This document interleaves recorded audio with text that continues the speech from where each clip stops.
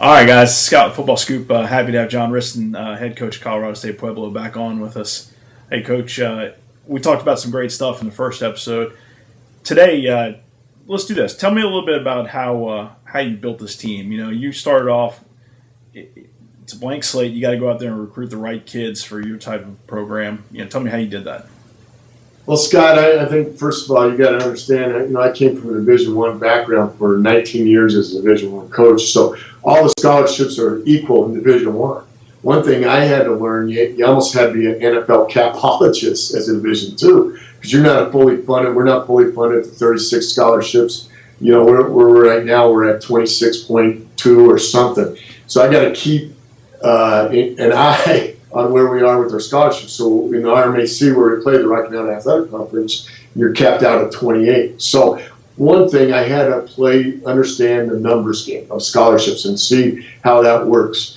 Two, we had a philosophy here that we were going to build this on defense first. We're going to put a lot of our scholarship money on defense, and then we were going to manage the game on offense and hopefully get enough big plays on special teams to change the field position, because that's what it boils down to in winning ball games. As long as you don't turn the ball over and you make good plays on special teams, you have a chance to win. And that's kind of how we built that. And so the other part that we've done is that we've really gotten into trying to evaluate character. I know every coach says that. I know it's very part of everybody's staff.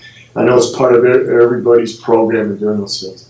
But the bottom line, I think that we've done a great job with recruiting character. And we really judge character really by what a kid's doing in the classroom and whether he's overcome adversity.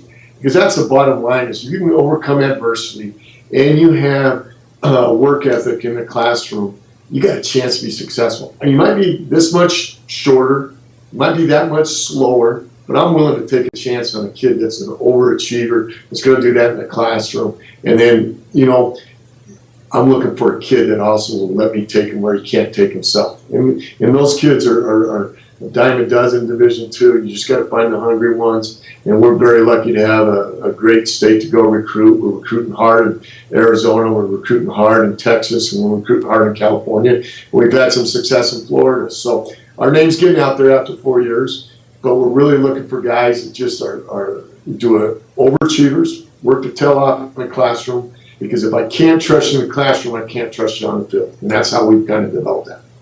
Coach, we were evaluating Hunter Hughes for the coordinator of the year, and I spoke with a bunch of high school coaches and other college coaches, and you mentioned work ethic, that you're looking for kids with the right work ethic. That's the type of that's what I heard about Hunter, about your entire staff, is you guys are a small program initially, and you're not just coaching X's and O's for 2 hours a day.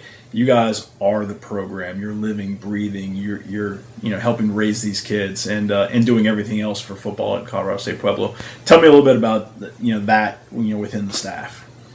Well, our staff, Hunter's our defensive coordinator, like you alluded to, and he's done a great job molding our defense. And I think we played at our strengths. We've done some great things at playing at our defensive strength. But we've also got a pretty darn good work schedule where our guys come in and get their work done. I'm not what you call a grinder, but I believe in getting up early and coming to work, getting your stuff done. You don't have to stay late, but your work has to be done, and that's the bottom line. You're judged by what you see on tape, is what I'm saying to my coaches. So if you're not teaching it the right way, you better figure that out. And if you're not preparing your kids where you're going to play on Saturday the way it should be, then I get upset. Not how much hours you put in, but whether your kids are producing and what they're seeing on film. The other thing is I'm going to mention here is that in the last 2 years I've hired a character coach. He's a guy that I've had on campus, a guy that what we call, for example, this freshman class coming in, it'll be the 2016 class. And he takes them on a Sunday afternoon. We teach character with the freshmen only, or transfers who have not been through it. And we talk about character for 15 weeks on Sunday. They don't get any credit. They don't do anything except learn about being a better man, a better college student. And I believe if you do those two things first, you'll be a better college football player. And his name is Stig Jantz. He's absolutely unbelievable. And I'm very lucky to have him on my staff. That's good stuff. It's a great idea. All right, Coach. So you guys just wrapped up spring ball. Walk me through a typical day during spring ball for the staff. What time are you guys getting in, and then talk me through the rest of the day. Scott, I really believe in practicing in the morning during spring ball. So we practice right at 7 a.m. We have a special teams meeting at 6:30, and then we're on the field at 6:50 for a walkthrough and being able to do that. And then, and the reason why we do that is you know, Division II, we don't offer full scholarships. We divide them up. Guys have to work to pay for school. We got labs in the afternoon, et cetera, et cetera. So what I've done is in spring, we have early morning weightlifting, we have early morning conditioning, and then we have early morning spring practice. So in a nutshell, I take their mornings during spring ball, and then in the fall, I take their afternoons so they can go ahead and manage their schedule that way.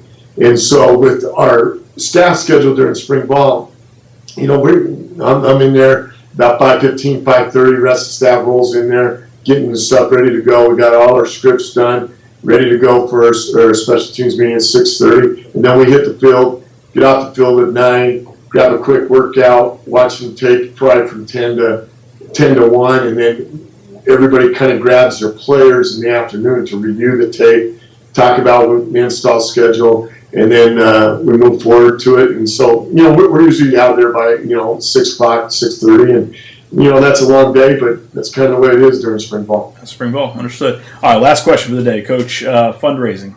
How involved are you? You know, startup program that's now, you know, kind of doing rather well. But talk to me from the early days of fundraising for the program, and then how involved you are nowadays.